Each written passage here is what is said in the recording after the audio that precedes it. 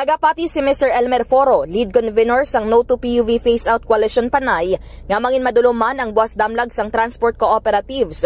Tion niya maka-operate na ang bus rapid transit o kon BRT sa Iloilo City. Suro kay Foro, mangin dako ini nga kompetisyon sa transport industry sang syudad sang Iloilo. Kag sa ila impormasyon, may mga mayor nga dalan o kon major roads nga mangin ruta sang BRT, partikular na padulong kag halin sa Mega World area. Dugang pa niya, maabot ang tiyempo nga magululupod man sila sa pagpetisyon o pod ang mga transport cooperatives o kon pagrally tungod sa mangin sistema. Nahibaluan nga una nang naging pahayag sang Iloilo City Government nga naga-explore sila sang Public-Private Partnership o kon PPP para sa BRT kag nagpasalig man nga mag-complement sa jeepney system sa karon.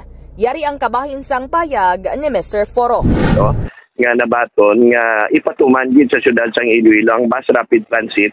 Buti may bag-o naman nga player, may bag-o naman nga mga kompanya nga magsulod nga magdala sa mga mas dalagpo pagin nga bus sa 3 major roads sa syudad sang Iloilo, no? Ang ini nga ruta ang Saraga to Mega World to Mohon kag Mega World to Cabanatuan Airport, no? So buti rin na pati ang co-op diri kay mag-ilibion, no? Kung ingkaso Ginalauman naman nga sa pagligad sang tiyempo, magadamo pa ang transport systems sa syudad sang Iloilo. Report nagikan sa Iloilo City ini si K5, Kim Montaño Caluyo para sa Kampiyon nga Balita, Serbisyo Publiko, kagalingawan sa Iloilo. K5 News FM.